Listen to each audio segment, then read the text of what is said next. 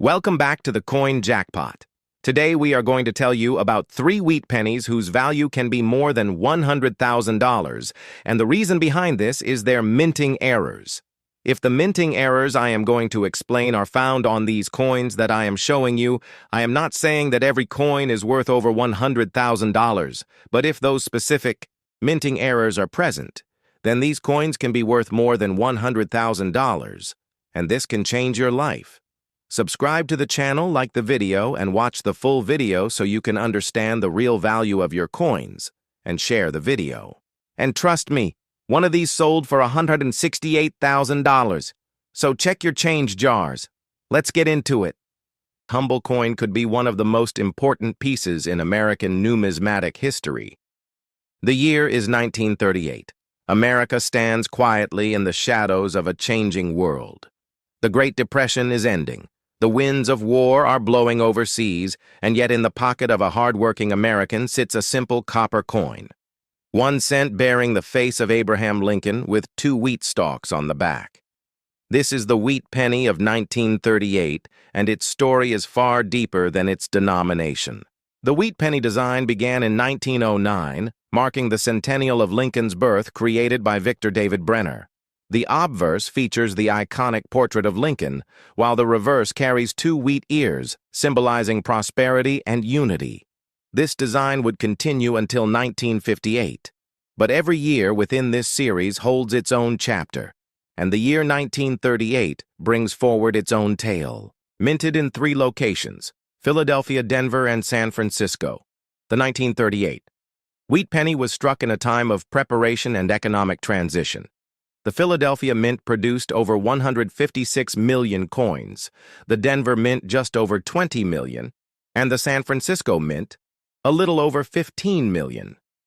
These numbers may seem large, but for collectors and historians, the story lies beyond the mintage. It lies in condition variations, mint marks, historical context, errors, and survival rates. Let us begin with the historical backdrop of 1938.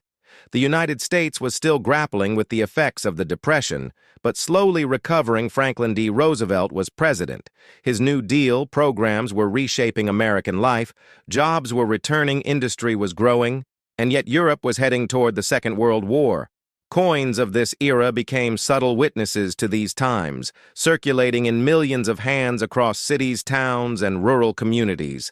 The penny may have seemed insignificant, but it was a daily tool, a necessity, a marker of time. In terms of composition, the 1938 wheat penny followed the standard used since 1909, 95% copper and 5% tin and zinc. This bronze alloy would continue until 1943, when the wartime steel cent was temporarily introduced, but the 1938 penny remains within that traditional copper standard, giving it a rich reddish-brown tone when preserved properly. That tone is sought after today by collectors, especially in uncirculated condition. Next, we must understand the significance of mint marks. The Philadelphia coins bear no mark. Denver bears the D and San Francisco bears the AS. The 1938 D and 1938 S coins had lower mintages, making them more desirable in higher grades, while circulated examples are common mint, state red examples with full details. Clean surfaces and strong luster are far scarcer and bring higher premiums at auction. A key area of intrigue in the wheat penny series is error coins, and the 1938 penny offers several examples from doubled dies to off-center strikes, repunched mint marks, and die cracks. Errors from the Denver Mint especially are often sought due to their crisp strike quality and the likelihood of varieties developing in smaller runs. Repunched mint marks, or RPM coins, are known to exist in the 1938 D series, with doubling visible under magnification in the DI mint mark itself. These varieties are cataloged by specialists and fetch strong interest among error collectors. Moving into the realm of grading, we consider how these coins are evaluated on the 70-point Sheldon scale.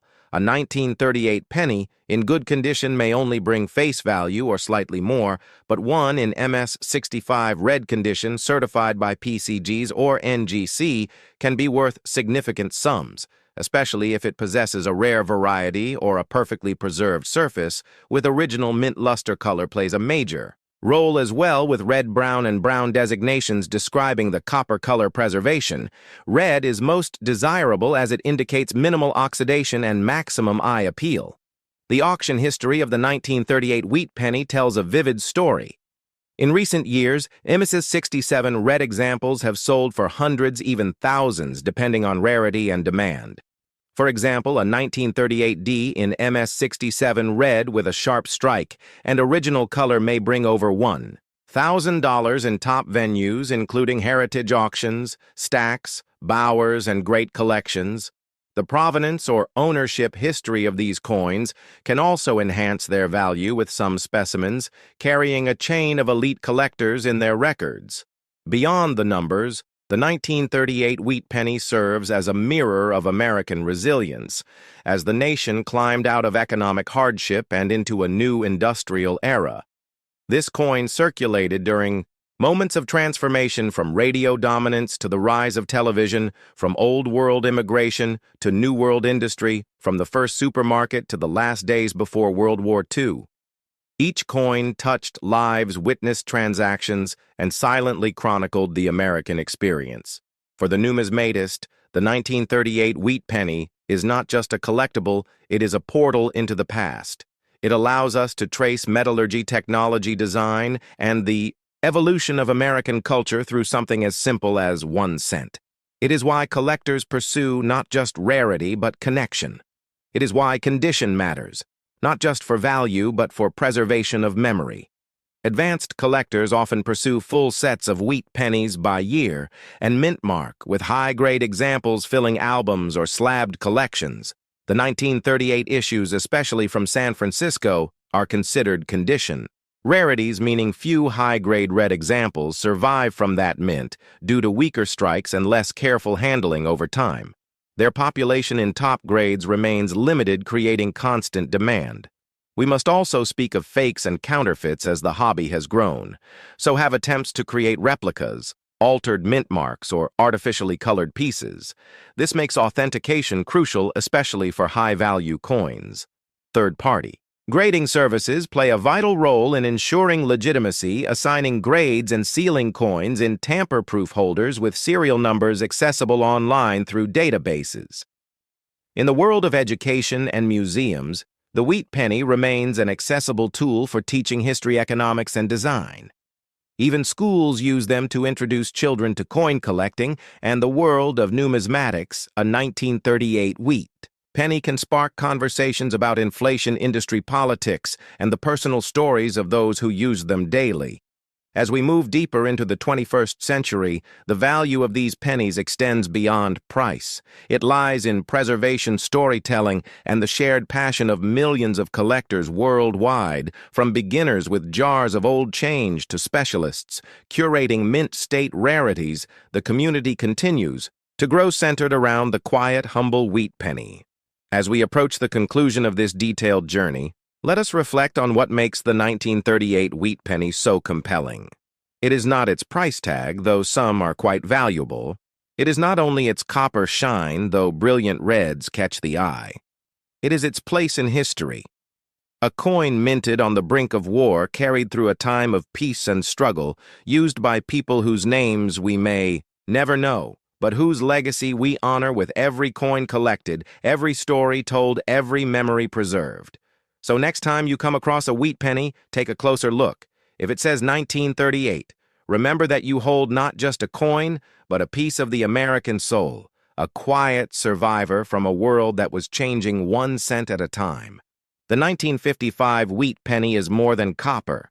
It is a key to unlocking forgotten stories. A symbol of error turned into gold, and a living legend among coin hunters across generations. If you own one, you could be sitting on a fortune. If you find one, you've struck gold.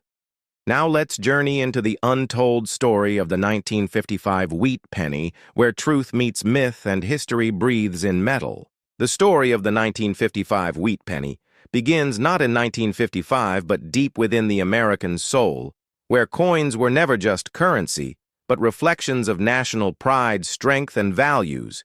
The wheat penny, or Lincoln cent, first minted in 1909, was a tribute to President Abraham Lincoln and a bold step forward for U.S. coinage.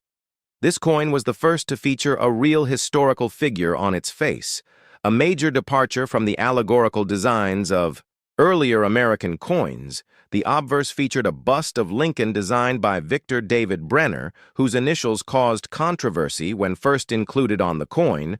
The reverse showed two stalks of wheat, symbols of prosperity and growth, tying the coin to the land and the labor of the American people.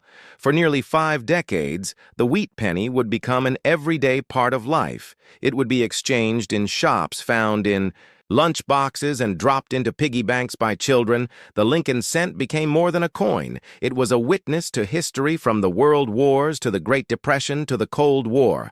And in 1955, this humble coin became the center of one of the most famous minting errors in American history. The Philadelphia Mint was the birthplace of the 1955 double-die penny, one of the most iconic errors ever produced in American numismatics. The process of minting coins involves the use of dies which stamp designs onto blank metal discs called planchets. Normally, these dies are prepared with great care, but in 1955, something went terribly wrong. During the die creation process, one working die received a second impression that was misaligned, creating a phenomenon known as doubling. When this die began striking coins, the result was stunning. The date and the letters, especially in the words "Liberty" and "In God We Trust," appeared as if doubled ghosted, creating a dramatic and unmistakable effect. Hundreds of thousands of these error coins were struck during a single overnight shift before the mistake was caught.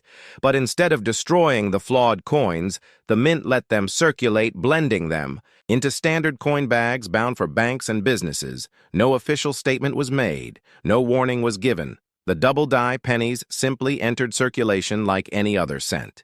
When the coins reached the public, the reaction was immediate, and electric people began noticing the strange, doubled lettering. Especially the date 1955, collectors scrambled to get their hands on them. Newspapers picked up the story, and soon the 1955 double die became a household name. This was not just an error, it was a sensation. Some called it a minting miracle.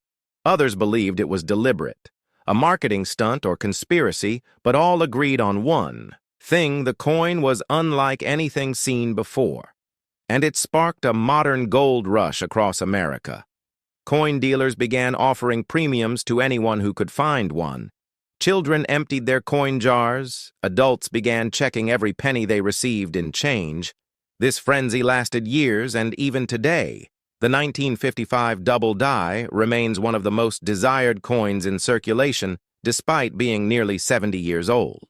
As demand skyrocketed, so did the number of counterfeits. Many attempted to recreate the double die using mechanical doubling and other methods. But the true 1955 double die has distinct features that experts use to authenticate it. Genuine coins show strong doubling, especially on the obverse with clearly separated letters and date digits.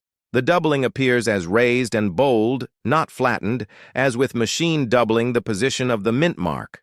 The style of the bid, lettering, and even the specific die markers help distinguish the real from the fake. Collectors use high magnification and comparison tools to identify genuine examples. And today, third-party grading services like PCGS and NGC play a critical role in certifying and encapsulating these coins, ensuring their legitimacy and preserving them for future generations. The value of a 1955 double-die wheat penny has climbed steadily over the decades depending on condition. This coin can sell from hundreds to thousands of dollars. Uncirculated mint state examples have fetched staggering prices at auction. One pristine MS-65 red example sold for over $100,000. The rarity of high-grade specimens combined with the coin's legendary status has made it a crown jewel of Lincoln cent collections. Even circulated versions with visible doubling can be worth hundreds, if not thousands. Collectors prize eye appeal, and originality coins that are not cleaned or altered often command higher prices. As of now, there is no sign of this coin's value dropping, as it remains both historically important and endlessly fascinating to collectors. Beyond its market value, the 1955 wheat penny holds a special place in the heart of American coin collecting. It is often the first major error coin that collectors learn about, and many begin their numismatic journeys by trying to hunt one down. The coin has appeared in books, magazines, news reports, and documentaries. It is a symbol of how chance and mistake can lead to greatness in the world of minting. It also serves as a case study in how the public reacts to rarity and mystery in everyday objects. Teachers use it to inspire students about history. Minting and economics museums display it as a representation of American innovation and imperfection. The coin has outlived its era and become a timeless story. While the double die is the star of 1955, there are other interesting varieties and standard issues. From that year, the regular 1955 wheat penny is still collectible, especially in high grades, and Mint States pennies from the Denver Mint, though not struck with a double die, are part of sets for year collectors. Proof sets from that year do not include the famous double die, but are still desirable for their sharp details and low mintages. Researchers have also documented minor doubling and other errors from 1955, including die cracks, cuts-off center strikes, and more. Each of these adds to the rich story of the year and fuels the passion of collectors. Finding a 1955 double die today is rare, but not impossible. Searching old coin jars, inherited collections, and bank rolls can still yield treasure. Online auctions, estate sales, and coin shows remain great hunting grounds. But caution is key due to the many counterfeits. Verifying authenticity through grading and expert review is essential. Starting a Lincoln cent collection with focus on wheat pennies is a smart move for new collectors, and the 1955 double die serves as a perfect centerpiece. Storing coins, properly learning how to grade them, and studying minting history will help build a rewarding and valuable collection. The 1955 wheat penny, especially the double die, remains one of the greatest stories in U.S. coin history. It is a symbol of how an accident can create a masterpiece, how a single night at the mint can echo across generations. It captures the imagination, not just because of its look or its value, but because it reminds us that in the smallest places, even in a copper penny, there can be greatness, mystery, and history waiting to be discovered. The coin connects everyday people to the minting process, to the fabric of America, and to the shared excitement of finding something rare in the most unexpected of places. Forgotten America.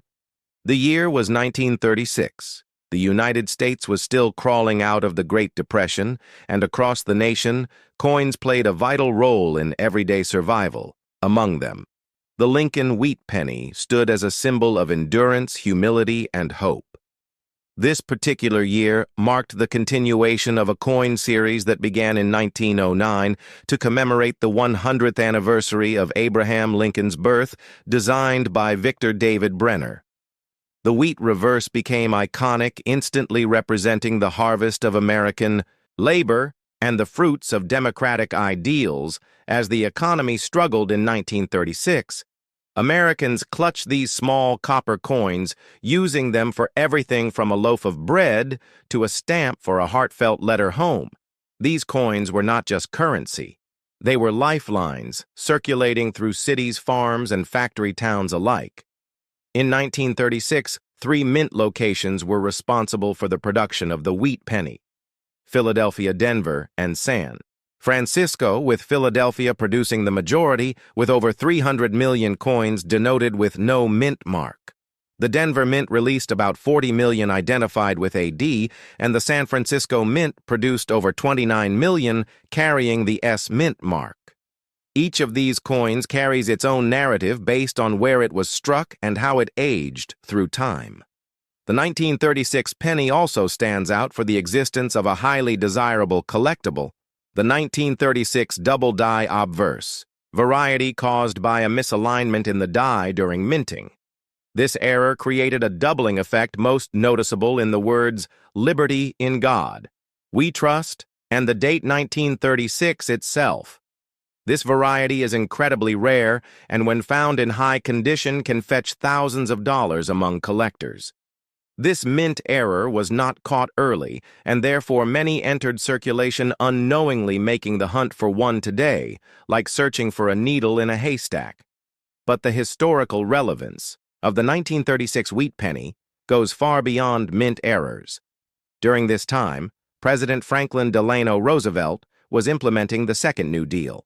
The Works Progress Administration was building schools, roads, and bridges across America, and these very pennies passed through the hands of workers who were employed through government relief programs. A 1936 penny might have been tossed into a jukebox at a diner on Route 66 or dropped into a steel donation box at a local church.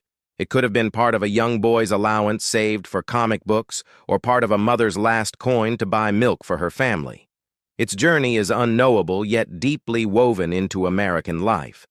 During this transformative period, these coins were 95% copper, with the remainder being a mix of tin and zinc. They weigh about 31 grams with a diameter of 19 millimeters. Their reddish-brown tone varies depending on how they have been stored and cared for over the years. Uncirculated examples retain their original luster, while circulated ones tell stories through scratches, toning, and dents. The Philadelphia Mint had no mint mark, and many of these are still found today in average circulated condition, worth just a few cents. However, in uncirculated or red mint state, they can be worth significantly more, particularly in mint state grades above MS-65, where values jump into hundreds of dollars. The Denver Mint D-Mark coins were fewer but still widely available.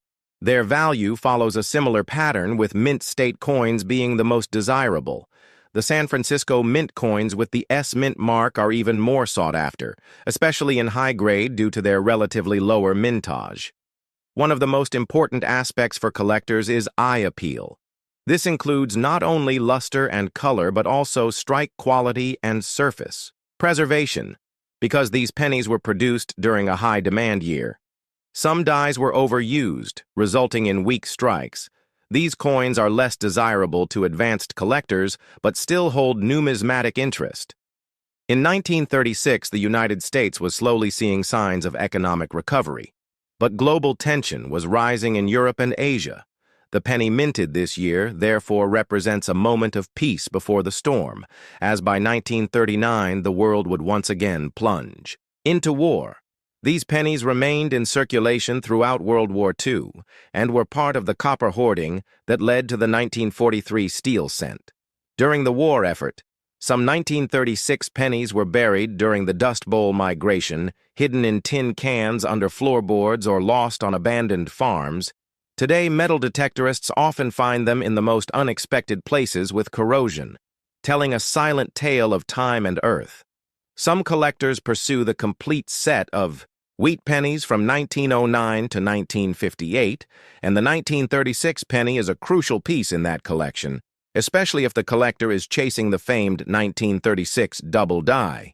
The rarity of this variety cannot be overstated. It is often counterfeited due to its high value, and as such, authentication by a third-party grading service like PCGs or NGC is essential.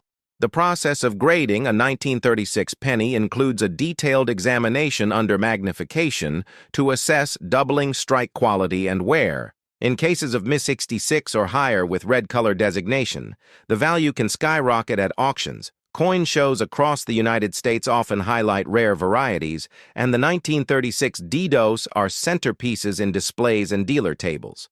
Not only is this penny a collector's dream, but it has also become a symbol in American culture, appearing in textbooks, coin guides, and even inspirational stories of kids finding one in change that turns out to be worth hundreds or thousands. Those stories fuel the dream of treasure hunting among casual collectors and spark new generations of numismatists interested in the rich legacy of American coinage. The 1936 wheat penny is not just copper, it is a microcosm of American life in the mid-1930s, reflecting economic struggle, governmental innovation, and the quiet resilience of a nation. This coin holds its place among the most important and beloved collectible cents in United States history, and as every year passes, it grows even more valuable as a historical artifact. especially those preserved in mint state from its design roots in the Art Nouveau movement through Victor Brenner's portraiture to the rustic harvest imagery of wheat on the reverse. The coin bridges artistry, economy, and memory. Each scratch, each mark, each fade is a fingerprint of American past, making the 1936 wheat penny more than money. It is memory in metal form, and those who hold one hold a piece of unfiltered history.